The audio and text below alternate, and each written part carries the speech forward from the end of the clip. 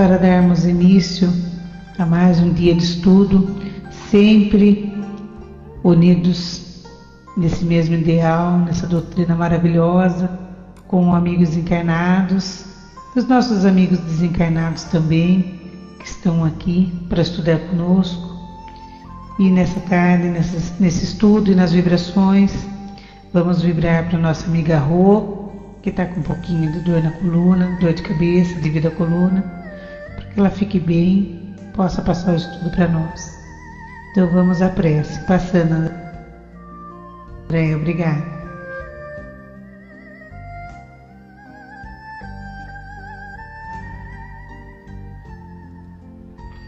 Boa tarde. Boa tarde, Irã. Boa tarde, Rossi. Vamos à nossa prece inicial. Solicitando, então, a espiritualidade maior que possa estar com cada um de nós, com todos aqueles que forem entrando, com os desencarnados também, e que possamos juntos estudar, aurir esses ensinamentos, colocando-os em prática, que possamos estar com aquela vontade de absorver todos os ensinamentos que vão ser falados durante essa tarde. Que a Rô possa estar intuída, amparada, envolvida por essa querida espiritualidade maior que aqui conosco está todas as tardes de estudo. Obrigada por todo o amparo e por todo o conhecimento que, graças a Deus, já podemos desfrutar. Que assim seja.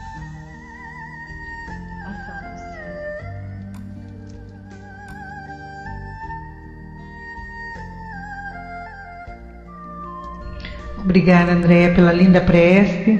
Márcio, seja bem-vindo. Então agora eu vou passar para a nossa querida amiga Rô, para ela dar continuidade ao início do nosso estudo.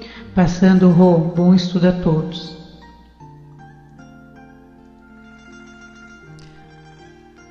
Sejam todos bem-vindos, muita paz, muita luz.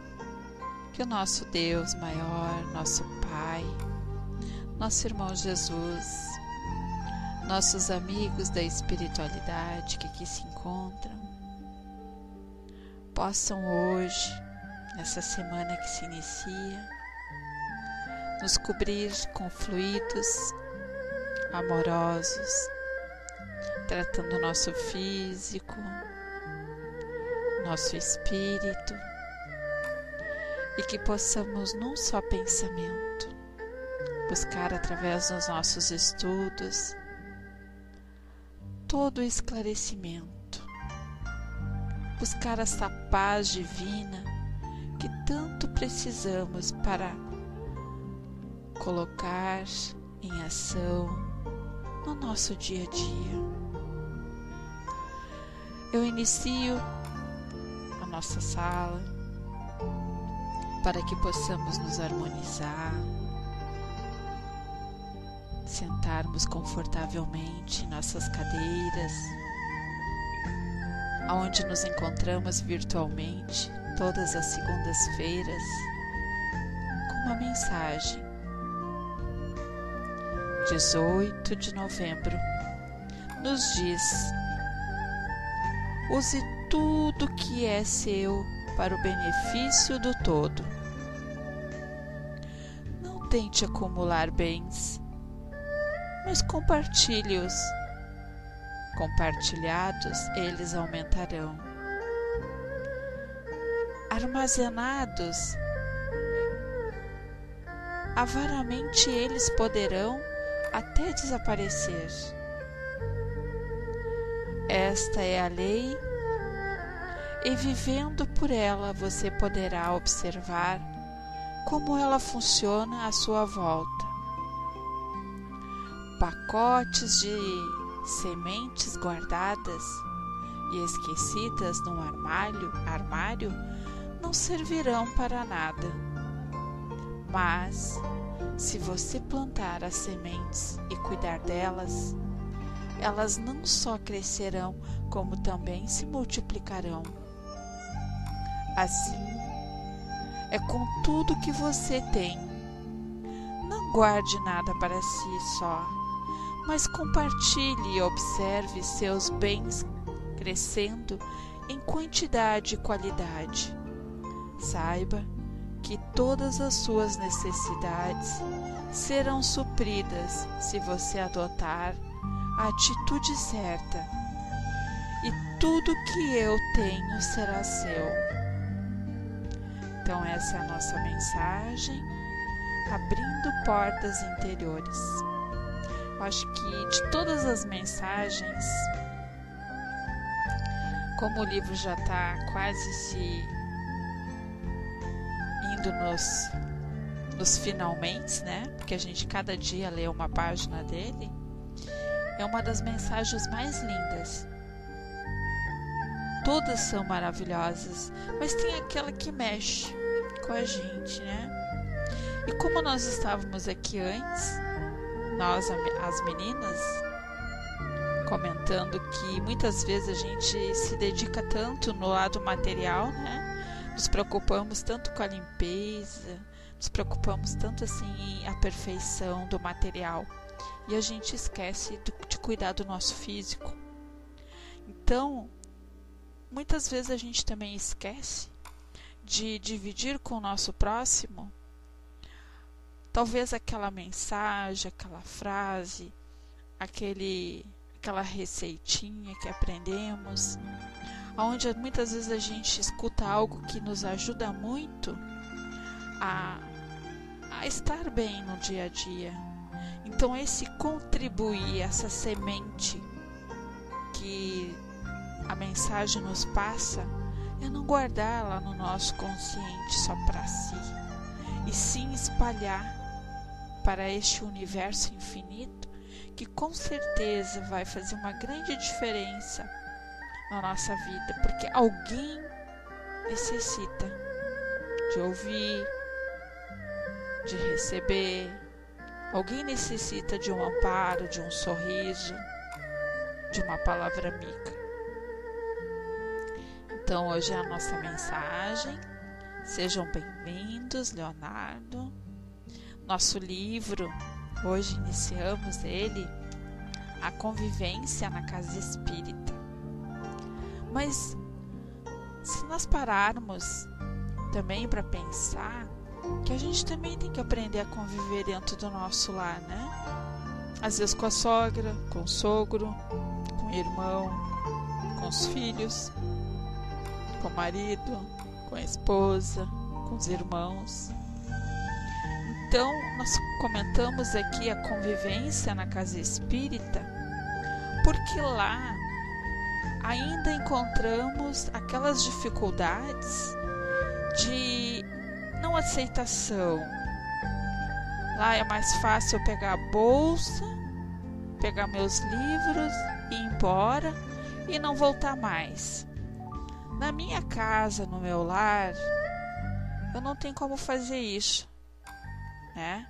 O máximo que eu posso fazer é me encerrar no meu quarto, fechar a porta e ficar ali, escondida.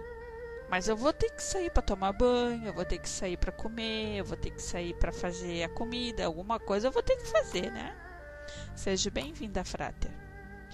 Então hoje nós vamos falar sobre essa convivência, mas antes nós vamos falar sobre a apresentação desse livro, que é muito importante. Nosso livro nos diz, né, que aqui o autor, né, fazendo o agradecimento, e também fala sobre o que levou ele escrever esse livro. Então ele diz: conheci Jerry Almeida inicialmente através de seus interessantes textos publicados no Diálogo Espírita, periódico da nossa federativa, cujo caráter filosófico nos instiga a pensar, a exercitar a fé raciocinada, preconizada pelo mestre Allan Kardec. Ao longo do tempo, nas atividades de divulgação do Espiritismo ou de unificação do nosso movimento, tive o ensejo de conhecer pessoalmente o autor, o pensador dedicado ao ideal espírita, cuja marca pessoal foi-me revelada como sendo a moderação ou bom senso, sempre presente em sua postura crítica, responsável e pautada no bem. Hoje recebi com reverência a tarefa de apresentar a nova obra deste amigo do Espiritismo, educador, historiador e escritor, que é uma importante referência intelectual do movimento espírita gaúcho. Após pensar no assunto por algumas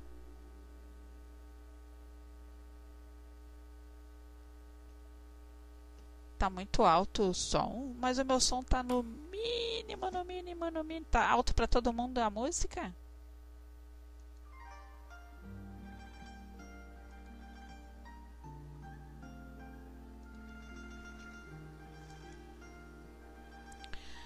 Jerry, com sua madura capacidade reflexiva, realizava uma laboriosa incursão no pensamento de Kardec, através de recorte de variados discursos e texto do codificador, dando especial relevo a instruções dadas ao movimento espírita nascente, presentes na Revista Espírita, e noutros escritos do missionário da Era Nova, para tanto procura dar sentido prático a essas instruções fornecidas aos lidadores das casas espíritas, cujo cotidiano de trabalho desdobra um contínuo de aprendizagens significativas no campo de serviço em que se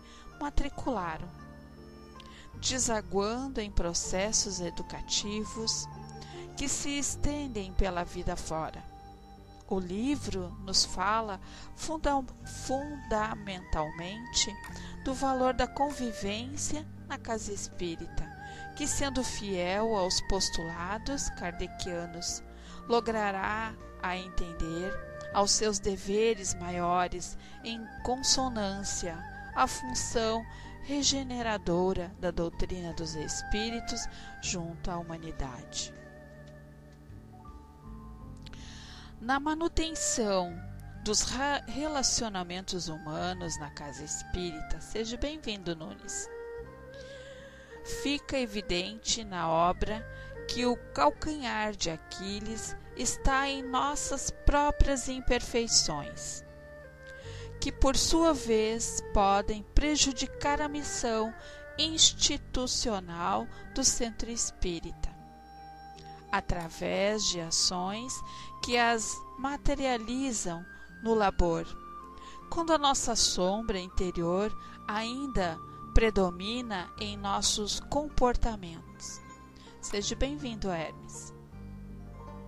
O autor também nos alerta quanto às rachaduras que favorecem a ação espiritual perturbadora no âmbito de nossas instituições, destacando entre as posturas aflitivas adotadas o ciúme, as intrigas, as disputas internas, os melindres e os corrosivos ressentimentos.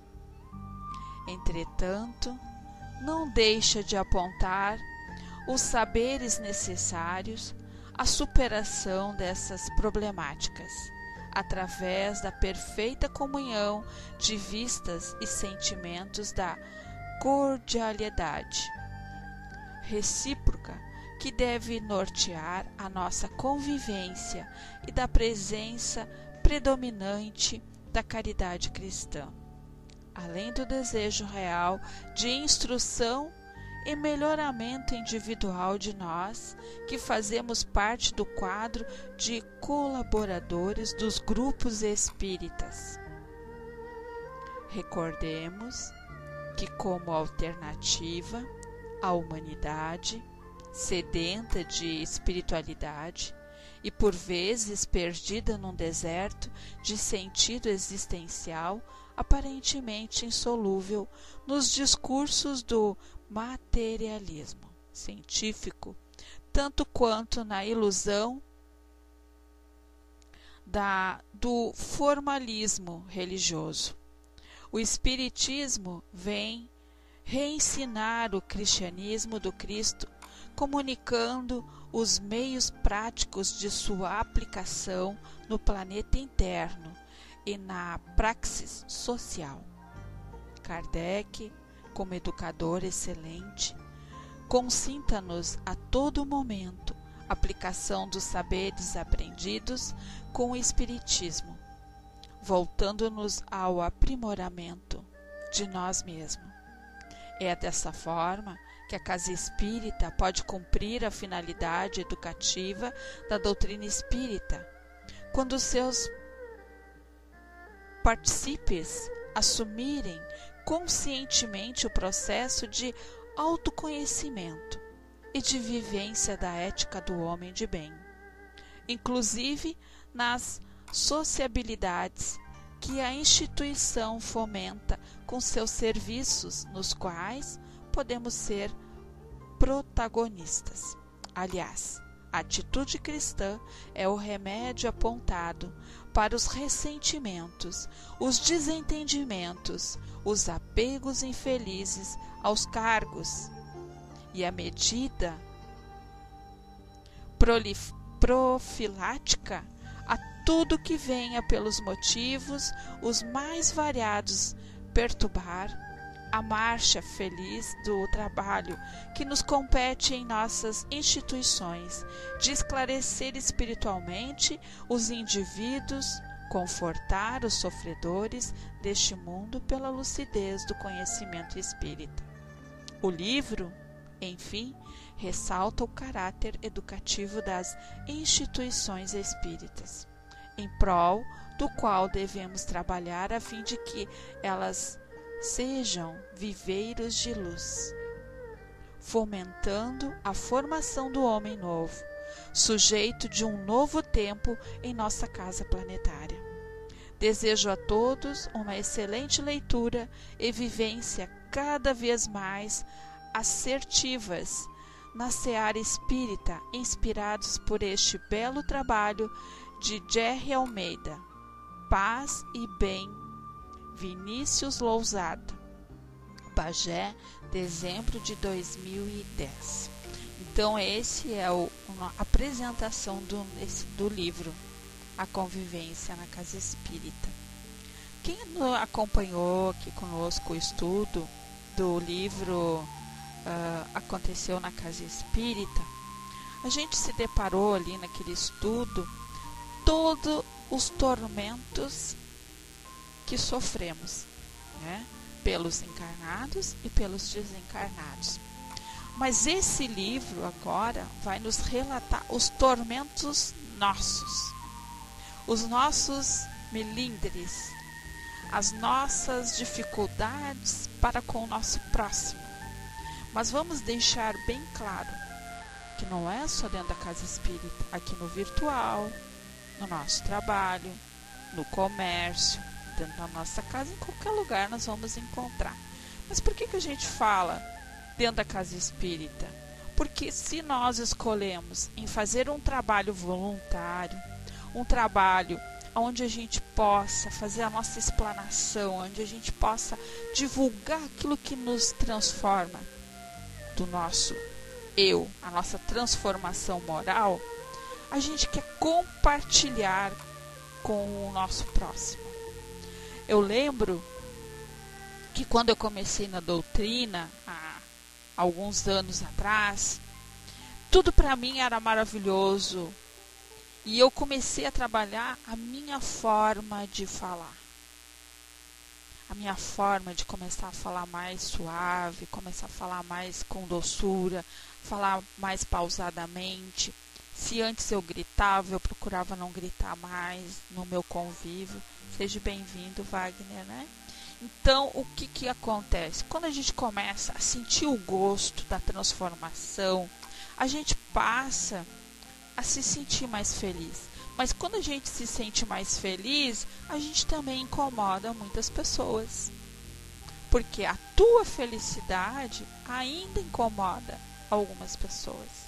A tua forma de ser também incomoda algumas pessoas. Se tu sorri, se tu tem a facilidade de conversar, se tu tem a facilidade de envolver as pessoas com amor, isso vai incomodar algumas pessoas. Mas a gente não pode se deixar, né, envolver nessa sintonia dos ciúmes, dos melindres, da inveja. Então, todo o início nessa caminhada, ela é sofrida, assim. Para que a gente possa se libertar do sofrimento, a gente tem que perseverar e a gente tem que acreditar naquele propósito que eu assumi.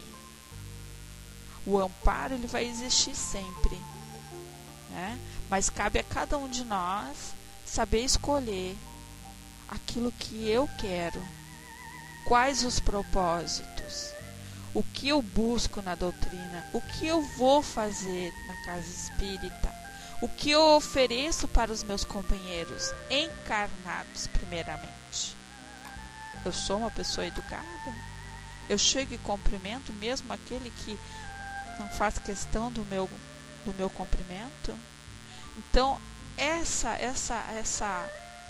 análise a gente tem que fazer primeiro para consigo. Até que ponto eu sou feliz naquela casa? Porque às vezes a gente permanece numa casa espírita por longos e longos tempos e a gente não é feliz naquele lugar. E aí eu pergunto, por que permanece no lugar que tu não está feliz? Por que não procurar um outro lugar onde tu possa te sentir bem? Porque às vezes nós precisamos estar em um outro lugar, com outras pessoas, com outro tipo de disciplina, né? Então, aqui no nosso livro, agora nós vamos falar sobre a parte que Kardec é o calcanhar de Aquiles, né? Então, antes de nós entrarmos no contexto desse livro, onde vamos falar sobre a convivência, vamos falar realmente o que o Kardec, né, o que ele nos passa, o que o autor desse livro quis nos dizer sobre esse calcanhar de Aquiles. Então ele diz que os espíritas sejam, pois, os primeiros a aproveitar os benefícios que ele, o espiritismo, traz e que inaugura entre si o reino da harmonia que resplandecerá nas gerações futuras. Será que o que ele quis dizer com isso? O que ele quis nos dizer? Que se realmente nós não buscarmos essa harmonia na convivência para com o nosso próximo, que reino nós vamos ter no futuro? Que reino é esse? Será que vai ser um reino de paz, de amor, de encanto, que eu digo de felicidade? E aí, narra a mitologia grega que a deusa Tétis apaixonou-se por um rei humano chamado Peleu. Desse amor nasceu um menino. Todavia, a mãe percebeu que a criança havia herdado as características humanas do pai. Entristecida, Tétis passou a banhar periodicamente o filho nas águas do Estige, na expectativa de torná-lo invulnerável com os qualificativos dos deuses. Certa noite, no entanto, Peleu, já desconfiado das ausências de sua esposa, resolveu segui-la. aquela seria a última etapa. Faltava somente mergulhar os calcanhares do menino, por onde ela habitualmente o segurava, mas Peleu, sem nada saber, imaginando que sua divina esposa pudesse ter enlouquecido e que ela afogaria seu pequeno filho, avança arrancando Aquiles de seus braços. Isso, Márcia. O menino cresce e transforma-se no mais notável guerreiro. Mas Aquiles, apesar disso, possuía seus pontos frágeis, os calcanhares.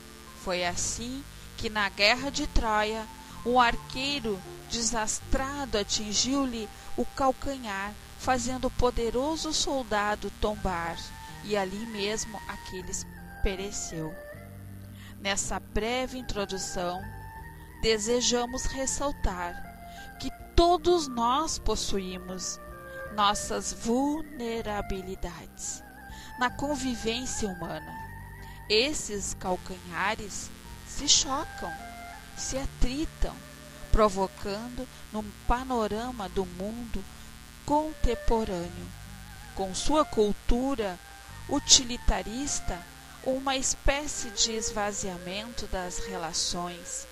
No cerne dessa temática surge o problema da decepção com o outro, que foge determinadamente de nossas idealizações de perfeição, discutindo a chamada sociedade de decepção. O filósofo francês Deleuze, os valores hedonistas, a sobrecarga às ideias psiculturais, os fluxos de informação, tudo isso deu origem a um gênero de indivíduo mais introvertido, mais exigente, mas também mais vulnerável aos tentáculos da decepção. Após a cultura do aviltamento e a cultura da culpabilidade, temos agora o tempo das culturas da ansiedade, da frustração e da decepção. Seja bem-vindo, inferno. Para ele, uma das possíveis causas que ajudam a explicar este fenômeno contemporâneo é o enfraquecimento dos dispositivos religiosos de socialização.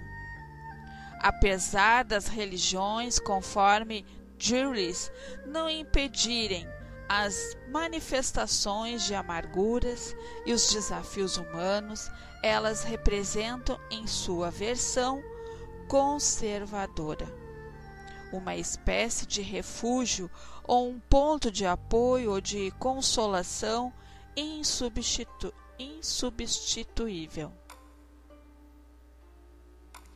Kardec, muito antes de Deleuze, já afirmava durante a viagem espírita de 1862, em discurso pronunciado nas reuniões gerais em Lyon, que o homem chegou a um período em que as ciências, as artes e a indústria atingiriam um limite até hoje desconhecidos. Se os gozos que delas tira satisfazem a vida material, deixam um vazio na alma. O homem aspira a algo melhor, sonha com melhores instituições, quer a vida, a felicidade, a igualdade, a justiça para todos. Mas como atingir tudo isso com os vícios da sociedade e, sobretudo, com o egoísmo? Para Kardec, a imperfeição humana é a fonte geradora de múltiplos conflitos Ele observa durante um banquete que lhe é oferecido na cidade de Lyon que o conhecimento do Espiritismo não mais conduziria nem ao isolamento, nem ao desespero. Sua influência educativa já havia corrigido muitas imperfeições, levado paz em inúmeras famílias, propagando esperança e felicidade. Dessa forma, é necessário trazermos o pensamento espírita em sua base kardeciana, para fortalecermos nossa união. Diríamos, nas palavras de Kardec, no encontro com os espíritos de Lyon, que esse banquete de amigos, meus muitos amados confrades, como os agapes de outrora, seja o penhor da união entre todos os verdadeiros espíritas. Viagem Espírita de 1862.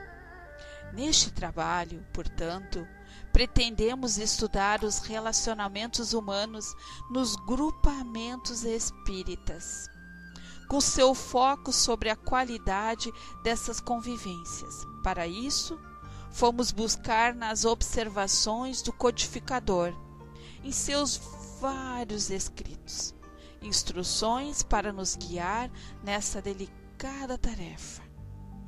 As reflexões aqui expostas também foram colhidas a partir das experiências práticas, das observações simples sobre o cotidiano, do contato com inúmeros grupos, ouvindo as inquietações de muitos dirigentes e, por vezes, as nossas próprias. Allan Kardec ofereceu valiosas instruções, algumas esquecidas ou ignoradas, mas que representam base fundamental para a real compreensão da doutrina espírita.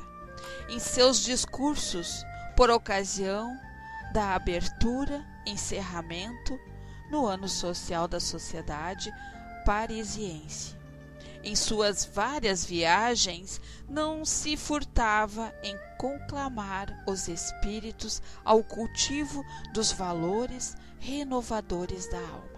Por isso, buscamos suas observações sobre a questão dos melindres, ressentimentos, das desidências do papel dos dirigentes e sobre o que estamos realmente aprendendo e aplicando no cotidiano de nossas instituições. O tema, bem sabemos, é delicado e urge em nosso meio.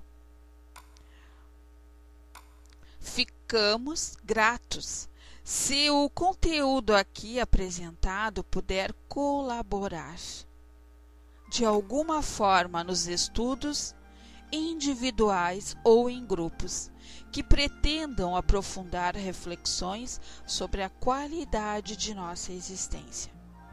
O Espiritismo é proposta renovadora para os novos tempos. Com ele descobrimos veredas confortadoras para um novo horizonte existencial.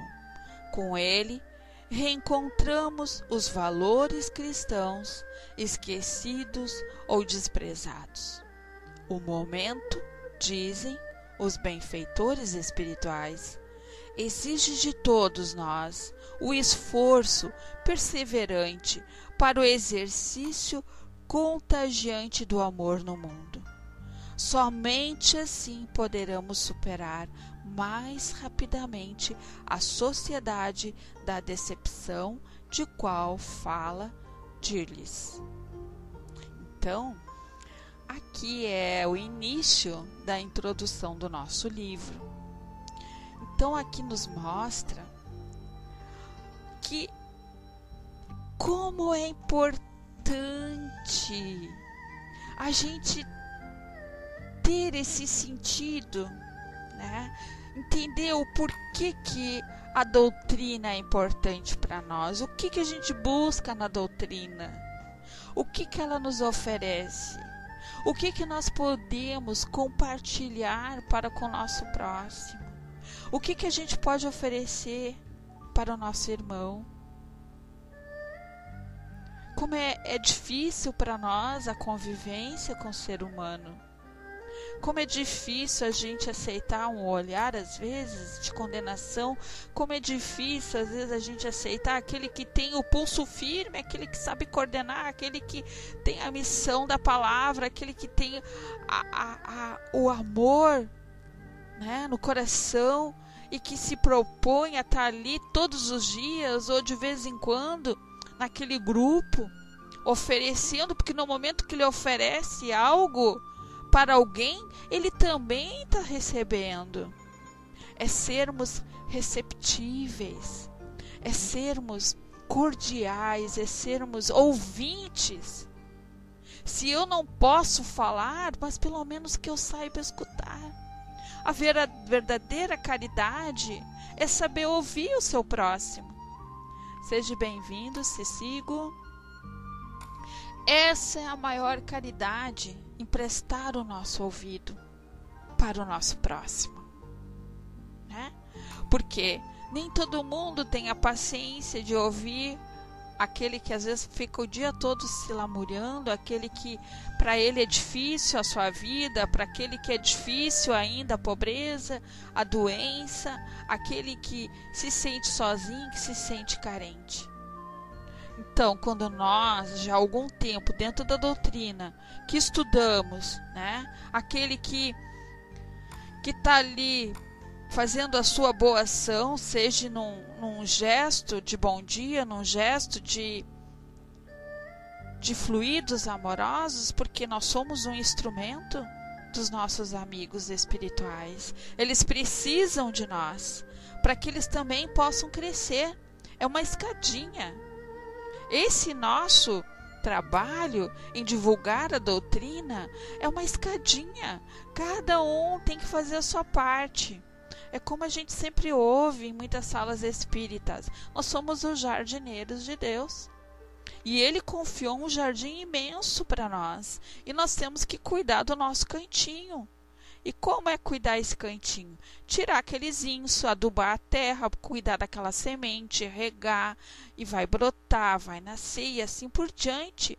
Dar todo aquele amor para aquela plantinha, sempre cuidar dela para que ela possa não ter aqueles fungos. O que são os fungos? Quando elas são atacadas, né? E assim somos nós muitas vezes. Nós somos atacados por aqueles que não aceitam. Que nem, vamos imaginar, um poste de luz, e na luz ali, o que tem de mariposa? Muitas, porque elas procuram a luz. E assim são aqueles irmãos que precisam do auxílio, que ficam em nossa volta, não só os desencarnados, mas os desencarnados. A prioridade em ajudar é com os encarnados. Um tempo atrás, eu disse no nosso grupo, eu disse assim: ai, como eu adoro o trabalho da doutrinação com os desencarnados. E aí veio depois um trabalho de mesa, um espírito de luz, né, nos orientando, e disse assim: irmã Rosane, o teu maior desafio não é com os desencarnados, é com os encarnados. Esse é o teu crescimento com eles. Saber lidar, saber aceitar, saber ouvir, saber não julgar, saber tolerar, saber amar, saber perdoar. Esse é o nosso desafio, que para muitos ainda é difícil. A convivência dentro de uma casa espírita, para mim, é uma das maiores faculdades, porque ali tu vai ter que aprender a conviver todos os dias que se propõe assim reunir naquele dia, naquele horário.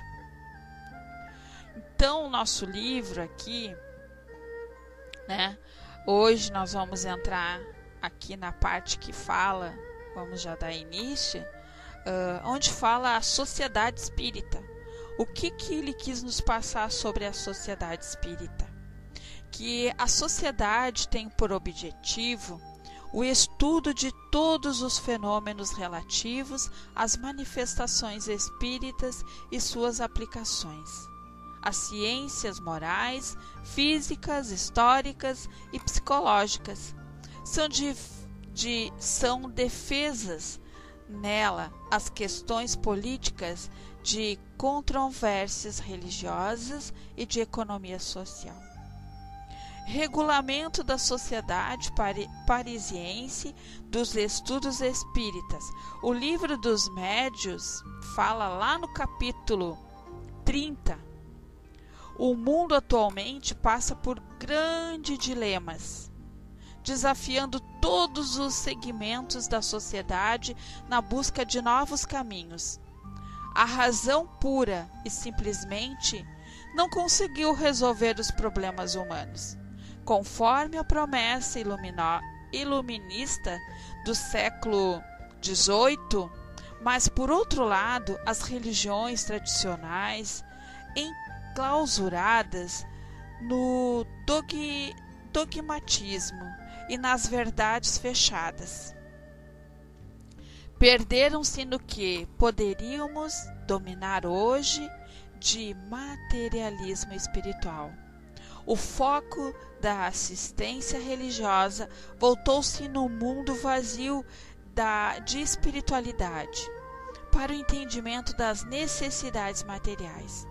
Muitas vezes, nem tão importante assim como acessar Jesus para ser promovido, pagar dívidas financeiras, arrumar emprego, trocar de automóvel, etc.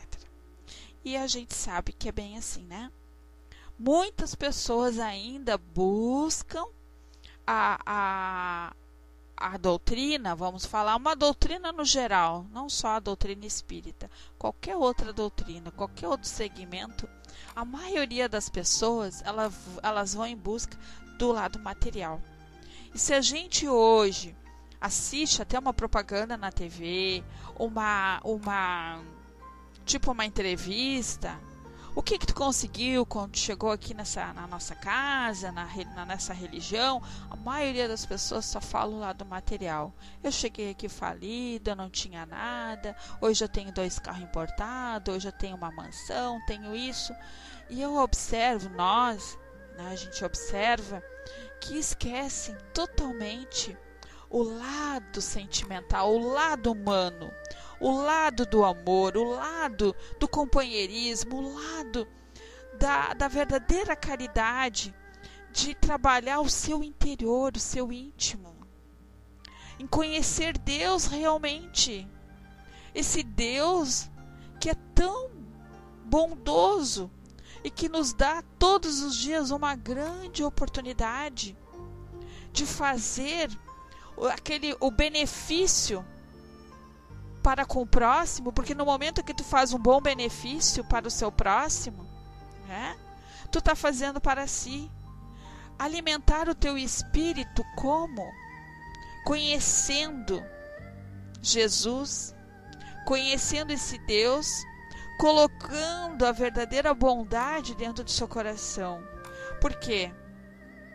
Quando tu dá só ênfase, valores ao material, aí mostra o quanto ainda nós somos egoístas, o quanto ainda temos o fascínio, quanto ainda temos a vaidade. E isso não é bom, a vaidade. Eu digo a vaidade em ostentação, né? Mostrar para todo mundo, hoje eu tenho 2 carros, tenho isso, tenho aquilo. Eu não preciso mostrar para ninguém. Eu posso ter, eu posso trabalhar, mas eu não posso colocar isso como prioridade na minha vida. Eu posso colocar prioridade em trazer o alimento para dentro da minha casa, mas eu não posso esquecer de alimentar o meu espírito. E como é que eu alimento esse espírito? Conhecendo as nossas imperfeições.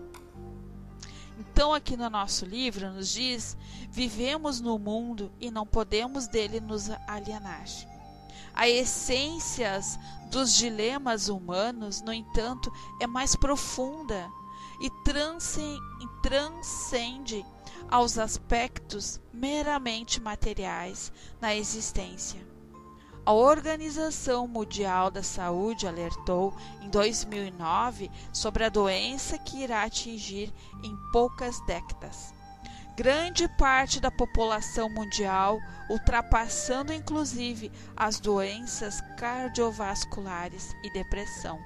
E é verdade, nós já estamos em 2013 e olha como a gente se depara com pessoas com problema de depressão, pessoas que só vivem dopados, tomando remédio, pessoas que querem fugir do mundo, pessoas que querem ficar, enfurnado no seu mundinho, não querem enfrentar os problemas, não querem, muitos não aceitam ajuda, muitos se refugiam, ficam dentro dos seus caramujos, dentro da sua, vamos dizer lá, da sua armadura, e não abre, não quer tirar essa armadura, achando que só esperando o tempo passar para poder desencarnar, achando que vai ir para um lugar melhor. Pessoas que não aceitam, não querem, enfrentar as dificuldades, os desafios que foram dados a ele. Muitos, quando chegam na casa espírita, por esse motivo, por essa doença, ou porque alguém levou, ou porque alguém da família se sensibilizou e quer que aquele filho ou aquela pessoa fique curado, E a gente vê lá que existe uma gama grande de preconceitos, também um grande problema familiar, de rejeição, carência, falta de amor, falta de companheirismo, falta daquele ouvido, que a gente se dispõe a estar ali, a ouvir as lamúrias de alguém. Nem todo mundo tem essa paciência. Por isso que hoje eu digo, para te ser uma fraternista em uma casa espírita, tu tem que gostar daquilo que tu vai fazer ali. Tu tem que ter disposição de ouvir tudo que aquele irmão vai te falar, sem criticar e sem julgar. Por quê? Às vezes, uma palavra bem colocada vai fazer a diferença na vida daquele irmão e vai fazer com que ele retorne, porque aquela palavra vai dar o incentivo para ele, vai dar para ele o ânimo de recomeçar. Então, nós já passamos por isso. Eu tenho a certeza absoluta que todos nós, esses 11 irmãos que estão aqui na sala, todos já passaram ou ainda passam por essa dificuldade da perseverança. Mas a gente teve esse começo, a gente teve que ter um empurrãozinho, a gente já teve o desânimo, a gente ainda tem esse desânimo, a gente teve alguém que ficou ali nos cutucando e dizendo: persevera mais um pouquinho, vai, não deixa de vir. E é assim que temos que agir no nosso dia a dia. Estamos vivendo, e pelo jeito viveremos por um bom tempo, num mundo de depressivos e antidepressivos, o vazio existencial, fruto da ausência de valores e de um sentido mais profundo para a vida. Então, essas pessoas que se sentem em depressão, elas têm um vazio. Vai com Deus, Hermes. Muito obrigada pela tua visita na nossa sala. Volte sempre, tá bom? Então essas pessoas, elas têm um vazio dentro delas. Falta algo. É como se a gente estivesse numa estrada, sem rumo. E aí o que acontece?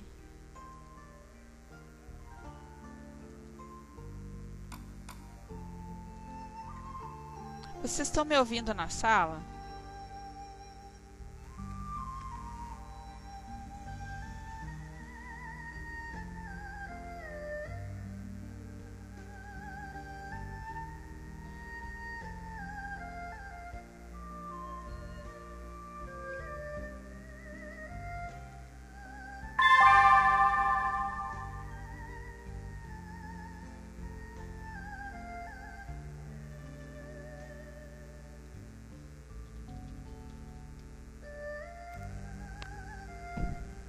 escutando. Rô, levante a mãozinha, por favor. Vou passar para você. Se que estiver pronta, Rô, só levanta a mão. Passando, Rô.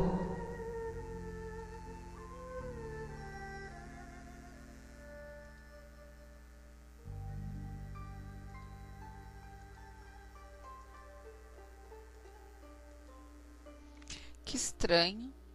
Eu recebi uma mensagem aqui. E deu uma mensagem estranha. E eu caí. Mas tudo bem, isso faz parte. Pautal, que é o nosso teste de paciência. O Hermes tem um poder, vocês não sabem o poder que ele tem. Ele tem uma luz tão forte que eu esqueci aqui de botar meu óculos escuro. Quando eu fui dar tchau pra ele, eu olhei pra ele assim e eu disse, nossa, caí. É emoção. Mas volte sempre, viu, Hermes? Eu fico muito feliz quando vocês estão aqui conosco, nos compartilhando e nos dando essa força para que a gente possa sempre continuar nesse estudo que é muito importante para nós. Tá bom? Então, voltando aqui esse estudo que eu fico tão empolgada. Nossa, é um estudo belíssimo esse. Ui, chegou até a me dar um aperto no coração agora. A gente começa, quando eu começo aqui a estudar aqui, falar, não sei se com vocês é assim. Ai, né, fraterna? Não, mas eu tô ótima, frater, mas vamos ver se vocês concordam comigo. Eu sou muito assim, ó. Se eu tô lendo um livro, eu entro dentro do livro, eu me transporto. Eu vejo as cenas, é como se eu estivesse assistindo uma tela, assim. Então, tudo que eu coloco aqui, às vezes eu nem olho para a tela, eu tô lendo e tô, às vezes, com meus olhos fechados, assim, eu tô mentalizando tudo aquilo que eu vivencio, tudo aquilo que eu tô passando, tudo aquilo que eu ouço os amigos, tudo aquilo que eu pratico, tudo aquilo que eu busco na doutrina, tudo aquilo que às vezes numa sala de fraterno a gente ouve, numa sala mediúnica, né? Seja na recepção, seja na livraria. Então, às vezes até nesse sábado agora, nós tivemos um encontro lá na nossa casa, nosso lar, nosso grupo de sentimento, e a gente falou alguma coisa sobre isso. Seja bem-vindo, Allen. E aos que eu não cumprimentei, um abraço bem fraterno. Então, às vezes as pessoas dizem assim, mas como que tu consegue ver, tu consegue ouvir, tu consegue sentir? Aí eu penso muito antes de responder. Porque se Deus nos deu esta oportunidade de ouvir, de ver e sentir, então eu tenho que redobrar a minha atenção para com o meu próximo. Porque nem tudo que a gente vê, nem tudo que a gente sente, nem tudo aquilo que a gente escuta, a gente pode sair falando, né? A gente tem que peneirar, né?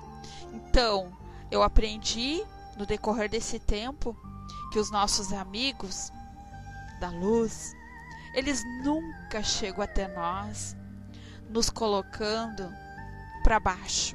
Nunca! Por pior que seja a pessoa, eles sempre chegam nos dando estímulo, nos dizendo a nossa capacidade de amor é tão grande. Eles nos mostram o quanto nós temos de amor, o quanto a gente pode oferecer para o nosso próximo. Seja bem-vindo, música. Então, quando eu estou aqui falando, lendo assim, eu fico imaginando, sabe? Cada palavra, tudo que a gente já passou e tudo aquilo que a gente passa, a gente só vence mesmo quando a gente se propõe a colocar o amor como prioridade.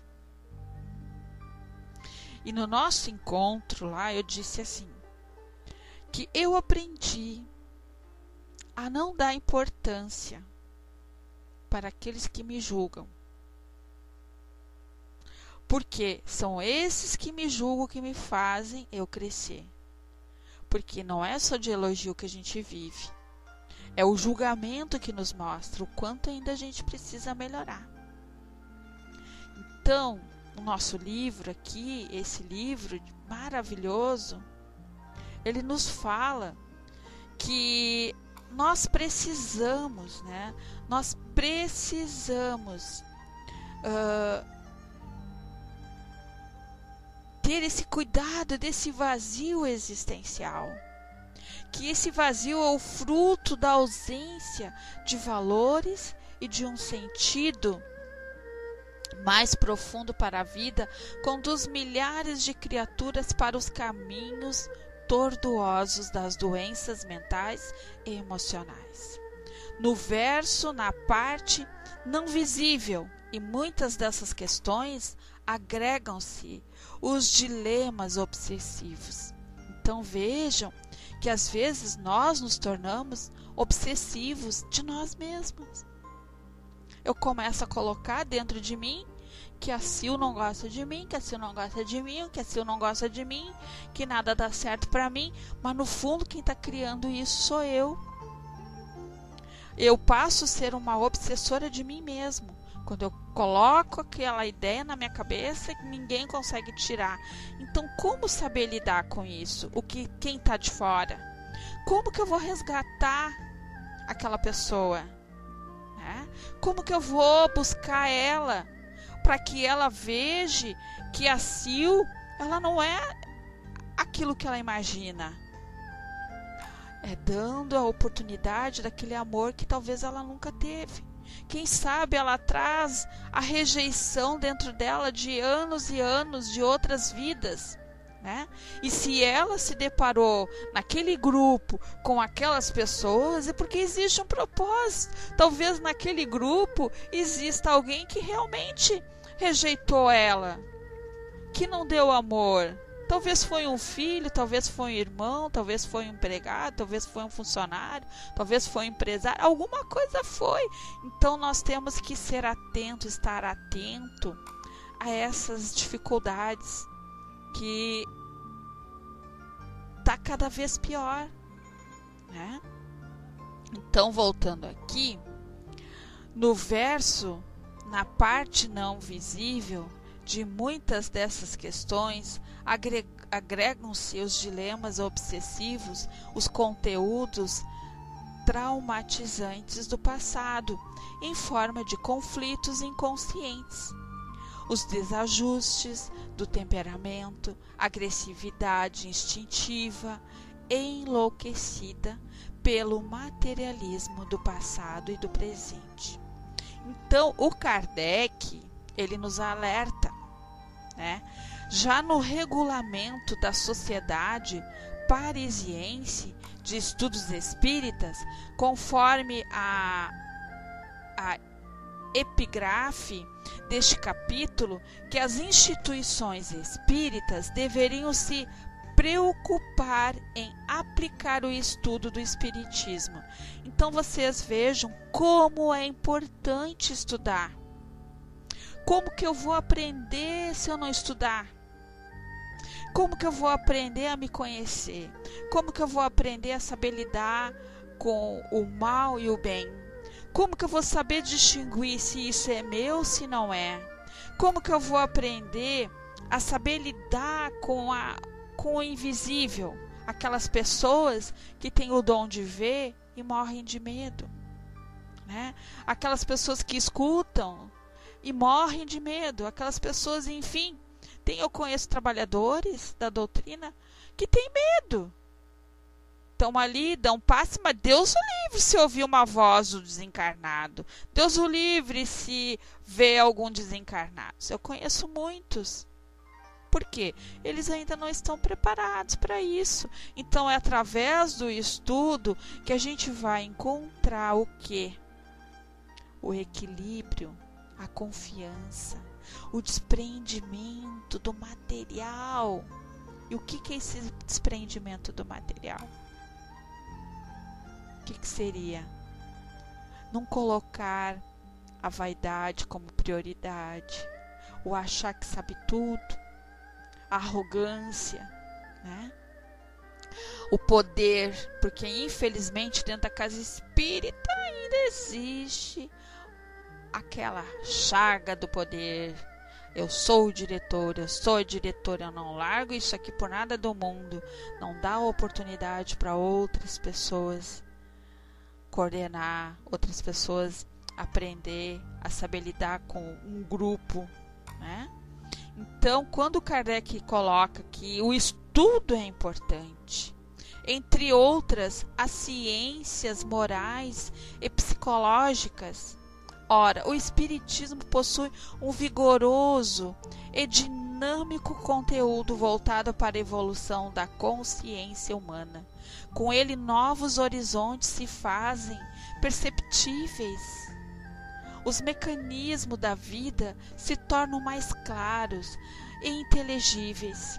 O aspecto espiritual deixa de ser objeto de crenças e da subjetividade humana, para tornar-se elemento concreto de estudo e observação. Ao mesmo tempo, o regulamento prescrevia que devem ser afastadas da sociedade questões como política, controvérsias religiosas. Então, vamos ser bem conscientes. Não combina, né?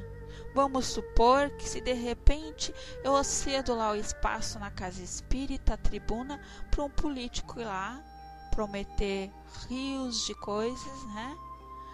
E como que fica? Não combina. Então nós também temos que ter esse cuidado. A nossa consciência, ela tem que ser plena naquele propósito que assumimos com o nosso Pai.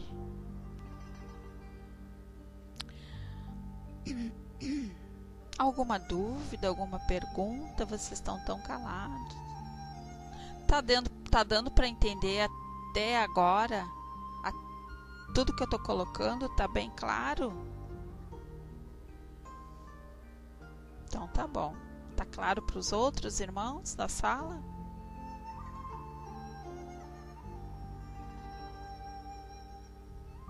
Seja bem-vinda, Lili. Bom, então vamos voltar aqui. Ao mesmo tempo, o regulamento prescrevia que devem ser afastados da sociedade questões como política, controvérsias religiosas, ou problemas econômicos, a uma nítida precaução. Não se afastar o espiritismo dos problemas do mundo, mas em demonstrar que o foco da sociedade espírita é salvaguardar e difundir os objetivos do espiritismo, sem se deixar contaminar pelos interesses do mundo. Se o discurso aos espíritas de Lyon, constante na viagem espírita de 1962, Allan Kardec perseverava, colocou em primeira instância o consolo que é preciso oferecer aos que sofrem, erguer a coragem dos caídos, arrancar um homem de suas paixões, do desespero, do suicídio, detê-lo talvez no limiar do crime. Essas colocações vão ao encontro dos objetivos da sociedade espírita, sobretudo no que tange aos elementos morais e psicológicos oferecidos pelo espiritismo ao ser humano. Diante da complexidade do mundo contemporâneo e das perspectivas para o futuro, surge a necessidade de que os trabalhadores espíritas se preparem com o conhecimento e firmeza de convicções tais que os capacitem a enfrentar com segurança e eficiência os desafios da contemporaneidade. A casa espírita, Nesse sentido, além da vigilância doutrinária de sempre, deve investir na melhoria da convivência para que a fraternidade e o respeito jamais se afaste do grupo. Então, olha como é importante respeitar o seu próximo. Como é importante. Quem de nós aqui já não passou por dificuldades dentro da sua casa espírita? Muitos de nós passamos, ainda estamos passando. Às vezes a gente tem aquele que é grosso, que não sabe nem te dar um bom dia, uma boa tarde, fala mal de ti. E aí a gente olha, mas como que ele pode ser assim se ele está dentro da doutrina? Como que pode dentro da casa espírita existir essas rivalidades? Mas a gente não pode esquecer que a gente ainda é um ser humano, a gente tem sentimento, a gente tem muitas dificuldades, a gente ainda tem muito que aprender. Ser espírita, eu acredito que leva muito tempo. Eu posso estar dentro da doutrina espírita, mas não quer dizer que eu seja espírita. Porque um verdadeiro cristão, um verdadeiro espírita, é aquele que ama o seu próximo como a si mesmo. Mas quantos de nós ainda não perdoamos alguém? Quantos de nós que ainda passa pelaquela dificuldade de não aceitar? Ou aquele que fala alguma coisa, a gente já vai lá e critica, né? Então, em face disso, Kardec, na revista Espírita de janeiro de 1862, olhar retrospectivo sobre o movimento espírita, não basta dizer-se espírita. Aquele que o é de coração prova-o por seus atos. Não pregando senão o bem, o respeito às leis, a caridade, a tolerância, a benevolência para com todos. Então, Kardec diz aqui, esse ser espírita é praticar, mostrar através dos nossos atos. Será que a gente já consegue fazer um pouquinho que seja? Se a gente está conseguindo colocar em prática um pouquinho, já é um começo para nós. Porque Deus não quer quantidade, Ele quer qualidade naquilo que a gente vai fazer, para que a gente não precise repetir o ano. Para que repetir o ano? Então vamos fazer bem feito, para ficar ali memorizado na nossa mente, no nosso psique, no nosso perispírito, para que numa próxima oportunidade eu traga aquilo fortalecido dentro de mim. E eu não precise ainda passar por provas e expiações mais severas, né? Então, trata-se de um conjunto de qualificativos para serem exercitados cotidianamente, ao sabor dos esforços pessoais. Responsabilidade, esforço e perseverança devem ser os instrumentos diários de todos aqueles que desejam avançar na caminhada da vida.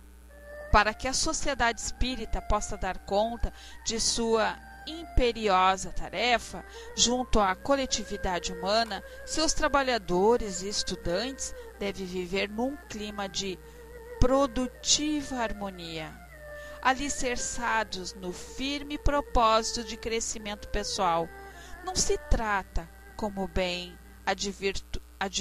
advertiu Herculano Pires, de uma preparação para a conquista de planos superiores, mas simplesmente administrar seus potenciais criadores para viver e conviver com moderação e equilíbrio.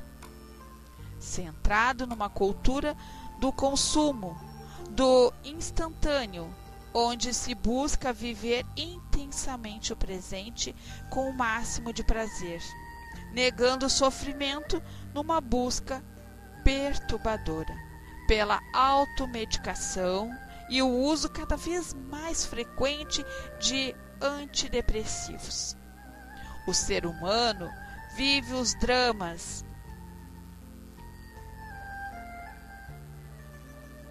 de nossa civilização, o empenho pessoal, utilizando-se os recursos de reflexão da meditação e oração. Serão suportes valiosos neste mundo conturbado para fortalecer o servidor do bem no seu ideal renovador. Perseverar é o lema fundamental para a conquista de si mesmo.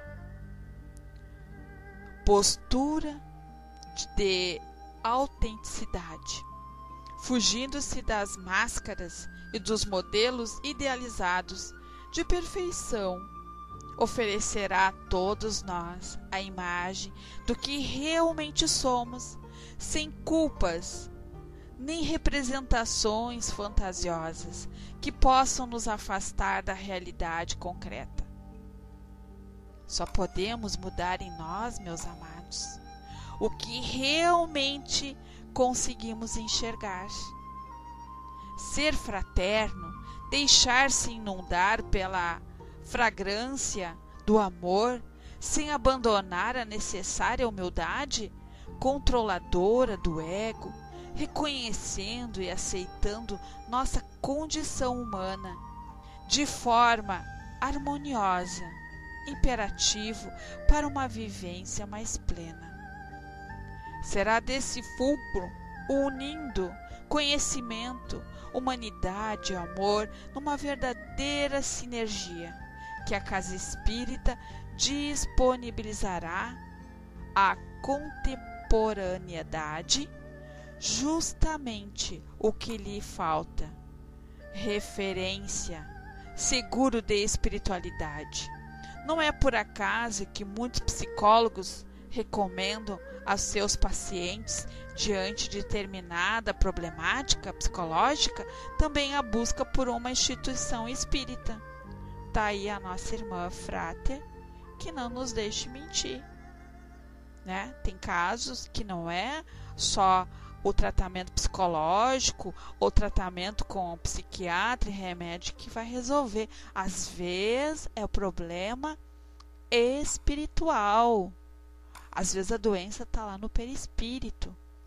Então nós precisamos trabalhar paralelamente, os dois juntos. A fraterna com seu paciente, lá no consultório dela, conversando, mas ela também pode indicar uma casa espírita, aonde ele vai receber o amparo dos amigos e tratar o perispírito. Porque o perispírito ele tem que estar bem. A nossa matéria tem que aceitar devidamente, acoplar devidamente.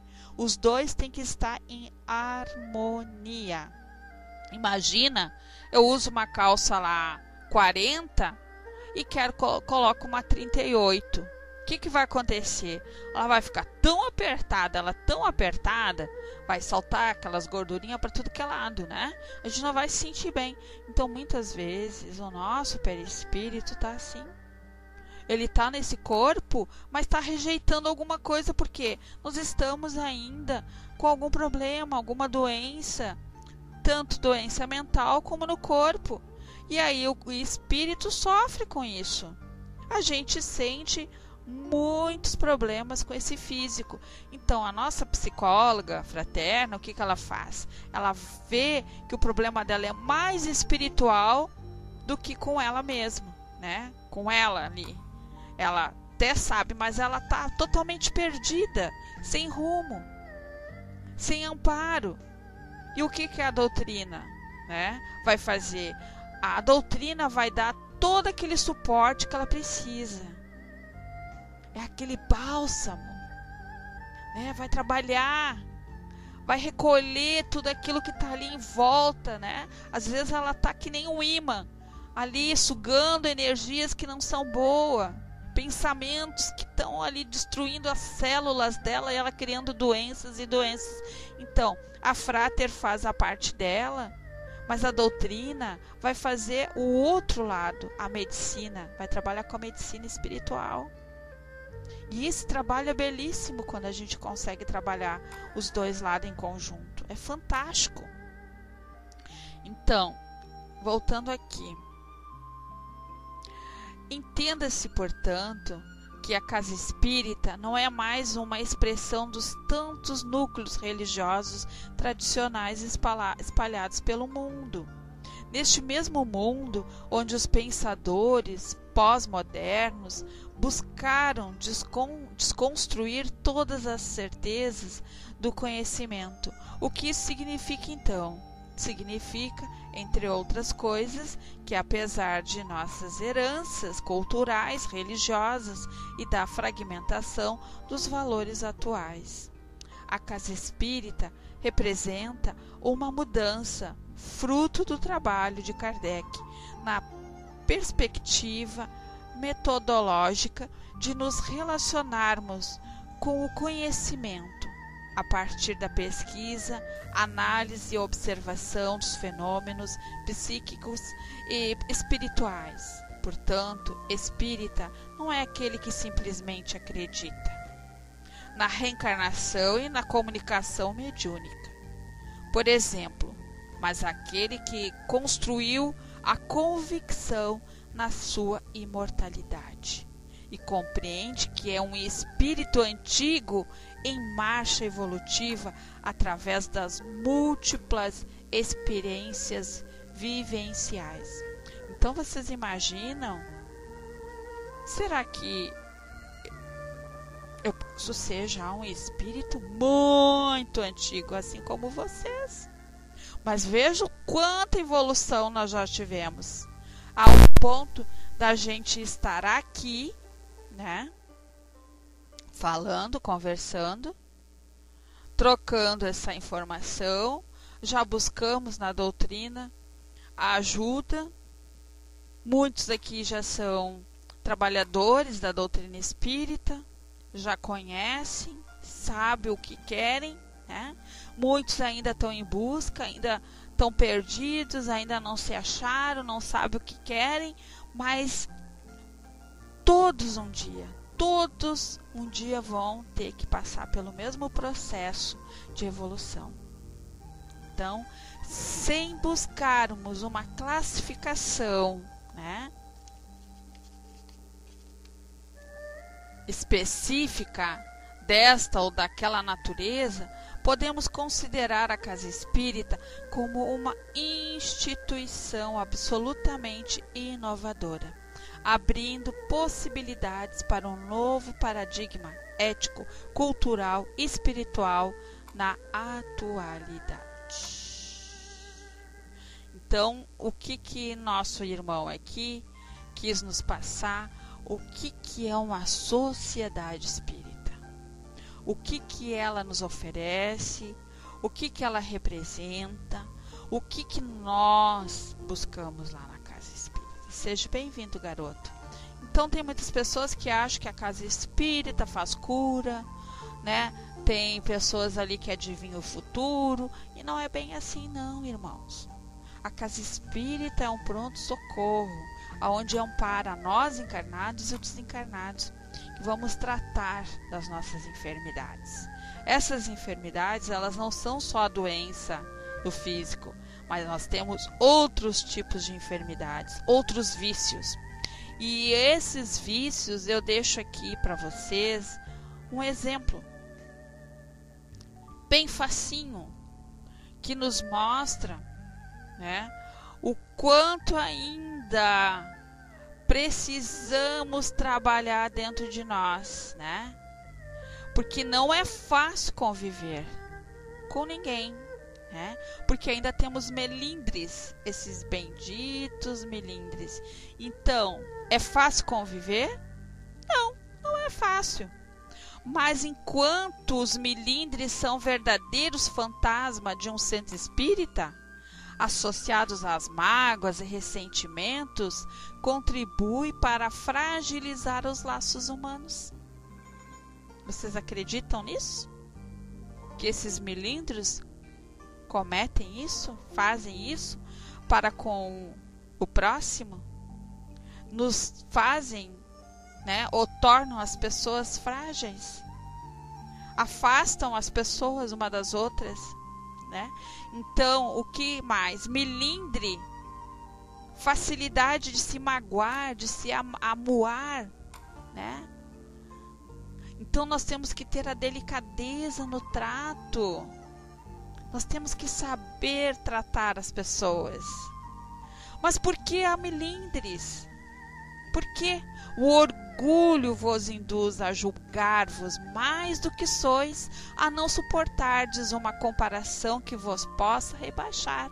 A vós considerardes, ao contrário, tão acima dos vossos irmãos, quer em espírito, quer em posição social, quer mesmo em vantagens pessoais, quer o menor paralelo vos irrita e aborrece. Infelizmente é assim. Então, a exaltação da personalidade leva o homem a considerar-se acima dos outros, julgando-se com direitos superiores. Melindra-se com o que quer que, a seu ver, constitua a ofensa aos seus direitos, a importância que por orgulho atribui à sua pessoa, naturalmente o torna egoísta. Isso está lá no nosso livro dos Espíritos, né? Segundo Evangelho, quer dizer, no capítulo 9, item 9. Quem procurar vai encontrar lá sobre esse egoísmo, esse orgulho. Bom, o que ficou alguma dúvida? A nosso Nunes colocou: antes de existir as casas espíritas, como as pessoas ficavam? Existiam outras crenças, né, Nunes? Então, antigamente, as pessoas viviam de uma forma, vamos dizer assim, olho por olho, dente por dente. Então, a gente sabe que há muitos anos atrás, né, a religião católica veio de uma forma mostrando um poder imenso. Não é uma crítica nem nada, mas ajudou muito a impor também disciplina a respeito, mas prevaleceu dentro desse segmento caprichos, né, que envolvia o lado do material, a riqueza. Então, hoje a gente pode dizer que muitas religiões estão evoluindo, estão crescendo. Mas o que faz a religião não é aquela casa que está ali oferecendo, abrindo as portas para que a gente possa entrar e estar ali. O que faz a pessoa é a tua própria aceitação, é a tua moral, é a tua conduta. Eu posso estar dentro de qualquer outra religião, mas eu tenho uma conduta, aceitar as leis de Deus. Não adianta eu ser uma trabalhadora assídua dentro de uma religião e eu não pratico as leis de Deus. Então, naquela época, Nunes, não se praticava as leis de Deus. Como hoje nós temos esse entendimento, a gente sabe que muitas pessoas, né, não praticam as leis de Deus. Esses irmãos que a gente diz médios, que vêm com o dom, com a sabedoria, sempre existiram. Cada um dentro da sua forma de ser. Antigamente, a gente sabe que muitos anos atrás, quando as pessoas tinham esse dom da visão, de cura, de ajudar, o que eles faziam? Eles queimavam, que nem Joana d'Arc, né? Ela tinha esse dom, ela via, ela falava, ela ajudava, ela fazia caridade, e ela foi queimada por ela ser assim e assim, outros e outros. Então, hoje ainda existe em alguns lugares, né, essa proibição. Ainda somos taxados como bruxos, coisa do demônio. Mas isso não pode interferir na nossa lei, nas leis de Deus. Porque Deus é um só. Porque se eu tenho respeito pelo meu próximo, se eu sei o que é amor, e sei que se aquelas pessoas ainda não têm o entendimento e esclarecimento, qual é o meu maior dever? Ajudar essas pessoas a encontrar o caminho. Mas como jamais elas vão aceitar, Rô, que eu chegue lá e falo alguma coisa? Ajuda não precisa ser só através de palavras. A maior ajuda, às vezes, vem pelo nosso pensamento, pela uma prece, né? A prece é o bálsamo que todo mundo tem gratuitamente e não sabe usar. Todos somos, Nunes, todos, não importa a religião, todos somos importantes. Somos médios perante a Deus porque Deus nos deu a sabedoria. Não importa o lugar que tu esteja.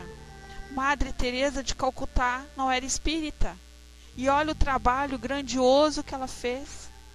Olha a mediunidade que ela tinha. Ela sentava, às vezes isolada, e ela conversava com Deus, né? E ele mostrava para ela o que ela tinha que fazer, como que ela ia conseguir dinheiro para poder montar um posto de atendimento para as famílias carentes, e como que ela cresceu, evoluiu, perseverando. Nos momentos difíceis ela se ficava sozinha, ela se refugiava e ela rezava.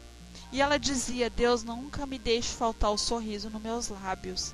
Deus dizia para ela, né? Os amigos espirituais, que para ela era Deus que estava conversando com ela. Ela acreditava nisso. Então ela ouvia dizer: vai, acredita, confia que não faltará nada na tua caminhada. Então somos nós. Muitas vezes a gente desiste porque não tem, né, perseverança de ir a pé daqui até ali na esquina. Ah, não vou porque tá o sol de rachar. Não, vou ficar em casa. Não, tá isso. Sempre a gente coloca defeito. E Madre Teresa, quando ela ia buscar ajuda, buscar comida, ia nas feiras para arrecadar alimento, ela chegava com as sacolinhas, ela e o grupo dela, e aí aqueles feirantes diziam assim: não tem nada, aquele monte de fartura de alimento. E eles diziam que não tinha nada. Aí ela dizia: mas qualquer coisa nos serve. Aí o que eles davam? Davam as coisas mais podres. E o que ela fazia? Será que a gente ia conseguir ter essa evolução, esse desprendimento que ela tinha em dar ao seu próximo, né? O amor. Ela não julgava por aquele irmão dar uma laranja podre. E o que ela dizia para ele? Que Deus te dê em dobro, meu irmão. Porque a Rô dizendo aqui, eu vejo assim, quem planta colhe, e a gente sabe disso. Então, se eu vou lá te dou uma laranja podre, com certeza um dia alguém vai me retribuir da mesma forma, né? Então, Madre Teresa, ela tinha uma mediunidade divinal. Além de ter uma mediunidade divinal, ela tinha um coração imenso, assim como outras Madre Teresas que existem nesse universo que a gente não conhece. Madre Teresa é conhecida porque foi parar na mídia, porque ela lutou pelos ideais, ela foi em busca, ela fundou, ela disse: eu vou fazer assim, mas ela teve um amparo de Deus, dos amigos, da luz, que ela fizesse aquilo que ela tinha como propósito, em ajudar as pessoas, em fazer o bem. Então, se nós estamos na casa espírita, querendo fazer o bem, desprovido da maldade, não julgar, não criticar o seu colega, não ficar olhando o colega porque ele está mais arrumado ou porque ele está sujo, enfim, mas que a gente saiba retribuir com amor. Essa é a finalidade do nosso estudo com esse livro. Entender essa convivência na casa espírita, não só lá, mas dentro da nossa casa, dentro do nosso trabalho. Às vezes a gente trabalha do lado de uma colega que não tolera, não suporta ela. Mas por que eu não suporto e não tolero ela? Será que as energias não são a mesma? As energias são a mesma. Eu aprendi que quanto mais a gente desdenha alguém, mais aquela pessoa vai estar próxima da gente. Então, se eu realmente quero manter distância dela, eu tenho que aprender a gostar dela como ela é. Ela no canto dela, eu no meu. Mas eu não ficar remoendo raiva e falando para os outros. Cada vez que eu falo para os outros, eu crio uma energia densa, aquela energia negativa, e mais nos une, aquela energia mais nos une, porque a gente sente a mesma coisa uma pela outra.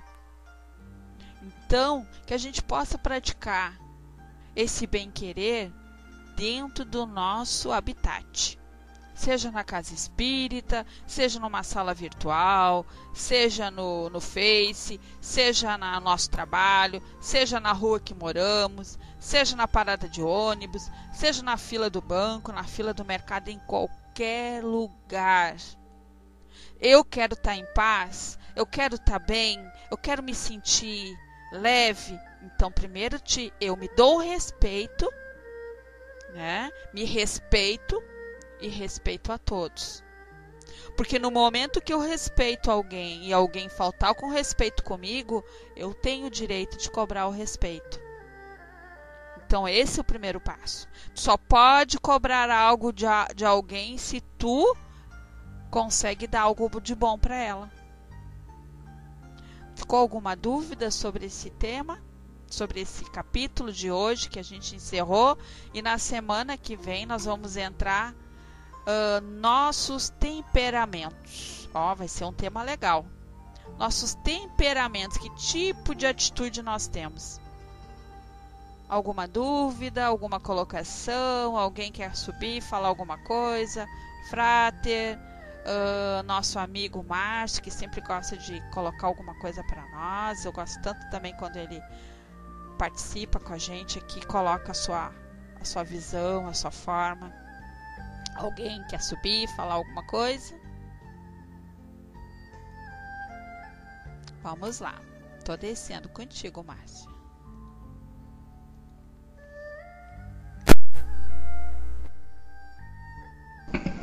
Amigos, boa tarde, que a paz de Deus permaneça conosco. Minha senhora, eu fui convidado a fazer a oração final e vou fazer. Mas como eu sou um pouco fofoqueiro, eu gostaria de dar minha participação nisso aí.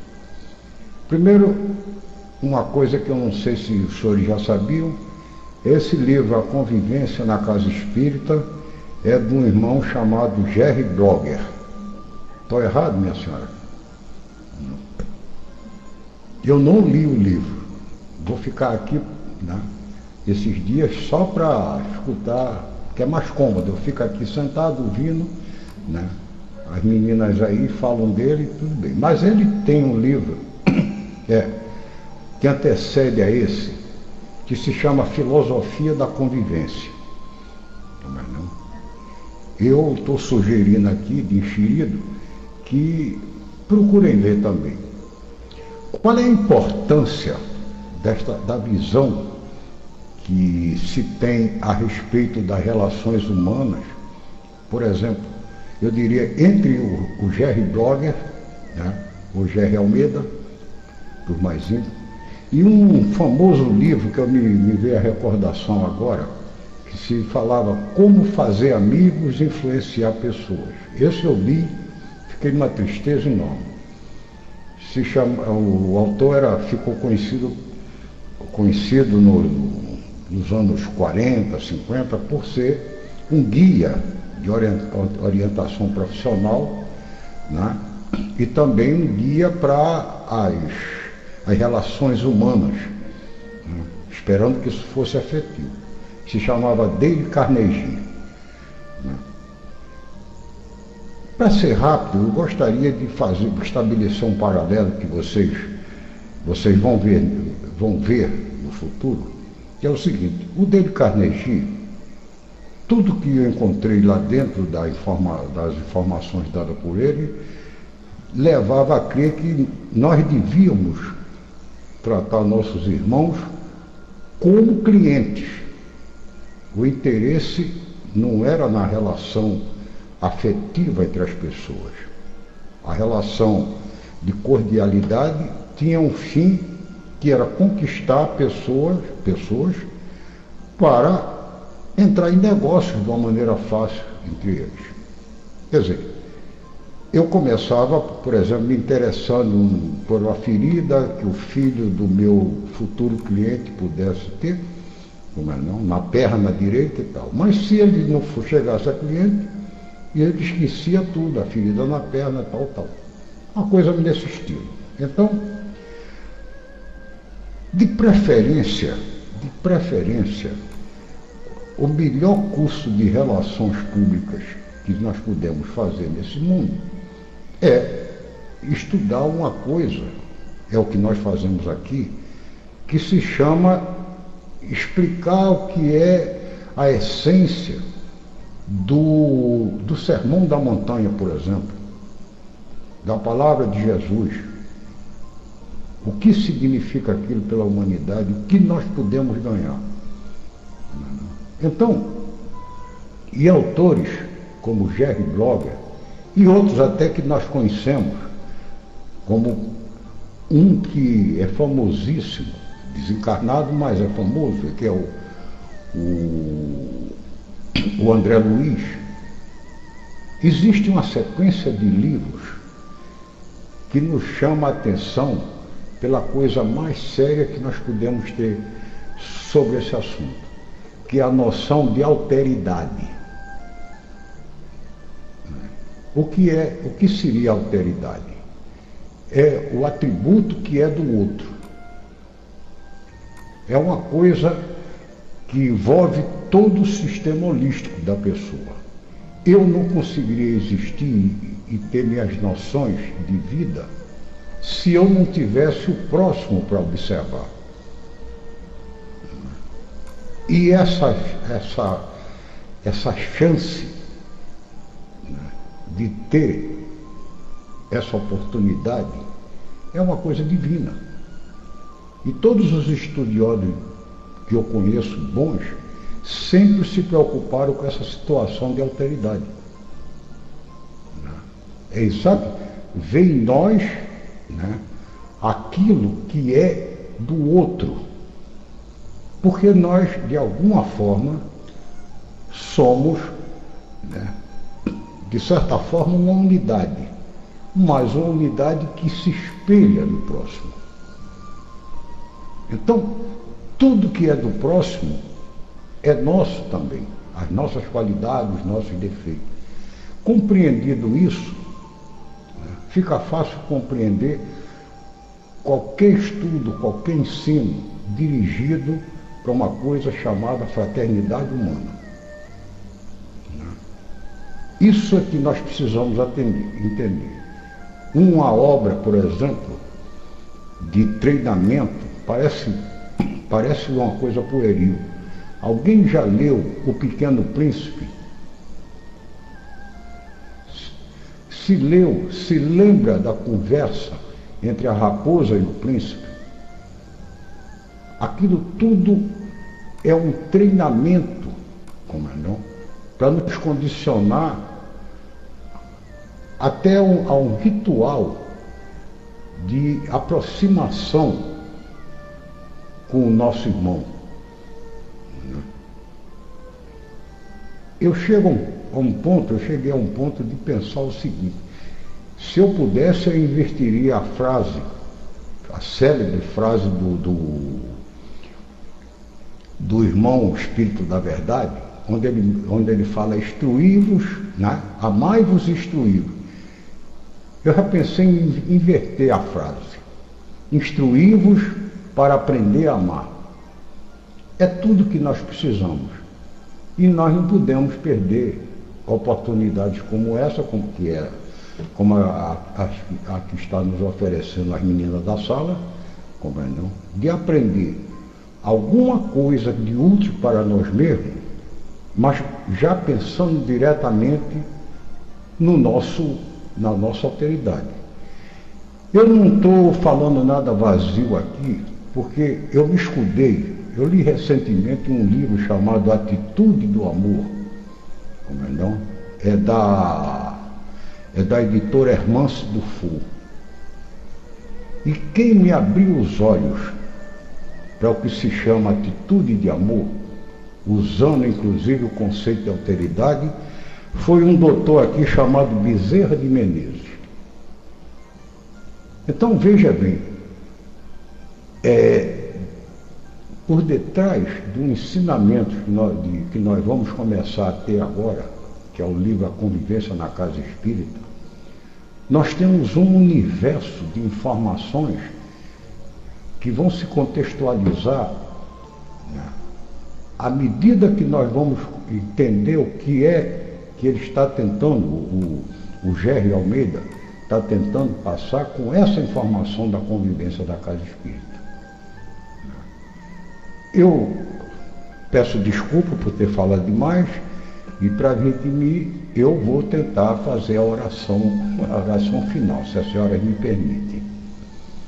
Pediria aos irmãos, aos amigos, participantes desse grupo de estudo, que nesse momento elevássemos todos os presentes, né, elevássemos nossos pensamentos, para que mais uma vez, né, possamos pedir ao céu e agradecer a Deus, ao Pai, à espiritualidade amiga, por mais esta oportunidade de estarmos aqui reunidos para o aprendizado de conhecimento da nossa doutrina, que são relevantes para a nossa caminhada em direção da luz e, por conseguinte, a nossa plena felicidade.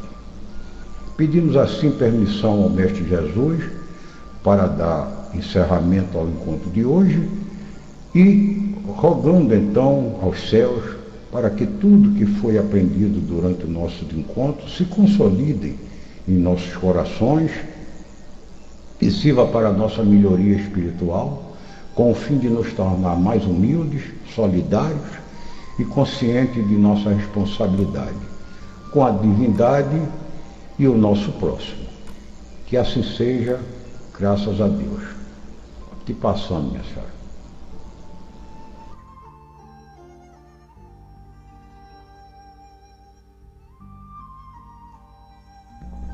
Deus, obrigado pela prece fraterna. Levanta a mãozinha, por favor. Faz um encerramento para nós. Então, agradecendo a todos pela presença, nossos amigos desencarnados também, que vieram para estudar conosco. Lembrando que estaremos aqui novamente na quinta-feira, às 14h30. Então, fiquem todos com Deus, com Jesus, e um beijo. Passando, fraterno. Oi, minha gente, tudo bem? Estou chegando até aí com a graça de Deus. Tudo na paz? Oi! Tô aí? Oh. Beleza. Aproveitando, vou logo dizendo para você, Rosinha, que na quinta-feira eu vou falar sobre reforma íntima sem martírio, mas bota só reforma íntima para não ficar uma coisa muito grande, tá? Vou falar sobre isso, ok? Bom, demais, dá conta?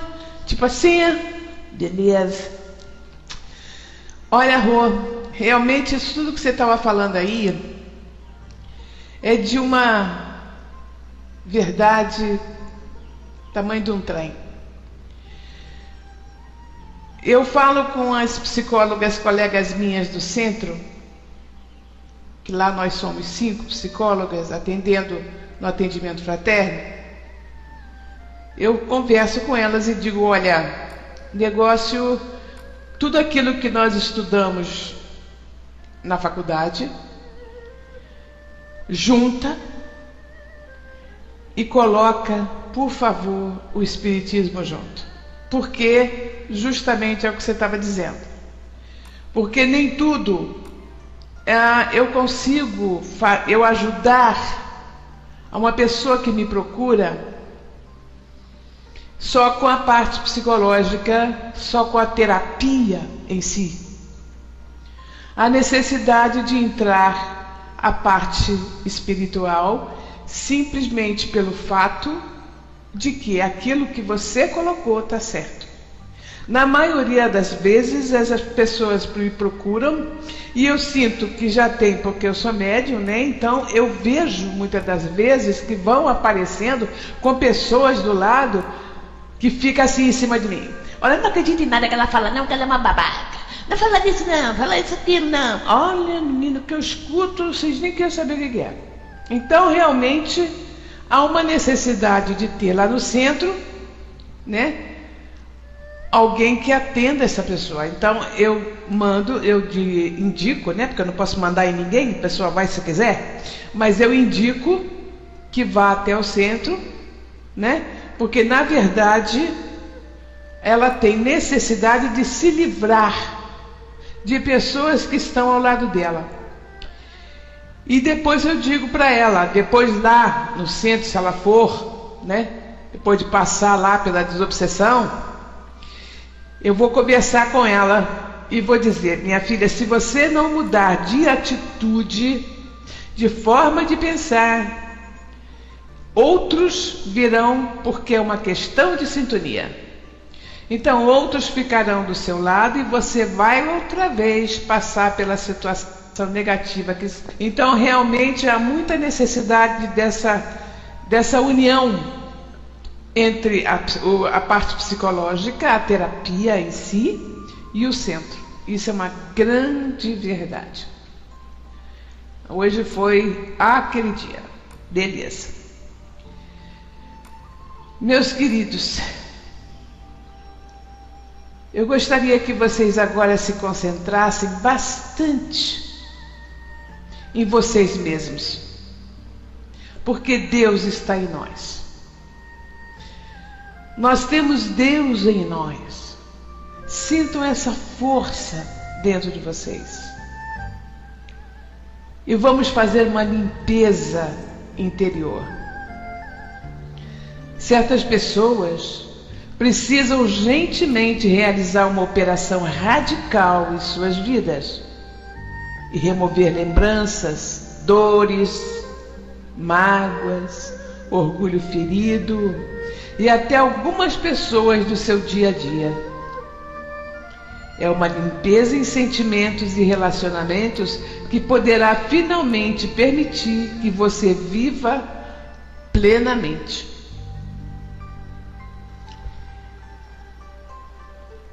Então, aproveitando hoje para tirar tudo que não serve mais de sua cabeça, de suas veias, seu coração. Quer saber? Importe-se com você. Não é ser egoísta, é fundamental para a sua vida que você esteja bem. Já viu alguém dar algo que não tem? Quem dá, dá o que tem. Ou o que julga ter, se você não está bem, não está feliz, vai passar o quê para os outros? Tristeza, com certeza. E pior ainda, vai magoar quem não te fez nada por causa de sua irritação, de sua frustração. Então, resolva-se. Aceite-se conhecer-se. O negócio é olhar para o seu umbigo e resolver de uma vez por todas se você quer ficar na dor ou quer mesmo ser feliz. Continue pensando em quem te deixou. Continue criando fantasias com a pessoa que tem te prometido coisas incríveis. Continue querendo mudar as pessoas. Quer ficar na dor? Continue falando assim, ou sim, quando quer dizer não, e continue ouvindo aquelas músicas do passado, que você sabe que só te fazem chorar. Fique lamentando a morte de quem já passou faz tempo. Continue acreditando que quem errou foi você. Continue se comparando aos outros. Continue acreditando que ser feliz é só para os outros. Continue se julgando coitadinho. Não é não? Tadinho de mim, eu sou infeliz. Quer saber? Quer ser feliz? Ame-se, aceite-se e perdoe sempre. Não aceite que te tratem mal, não te pisem ou te humilhem. Seja humilde, mas nunca aceite a humilhação gratuita. Ser humilde e aceitar humilhação são coisas diferentes. Pare de querer mudar as pessoas e consolar quem não quer ser consolado. Mude tudo, tudo na sua vida. Se não está dando certo, afinal, para que insistir? Tenha coragem de assumir-se. Saia do armário. Isso é moda agora, né? Saia do armário das convenções.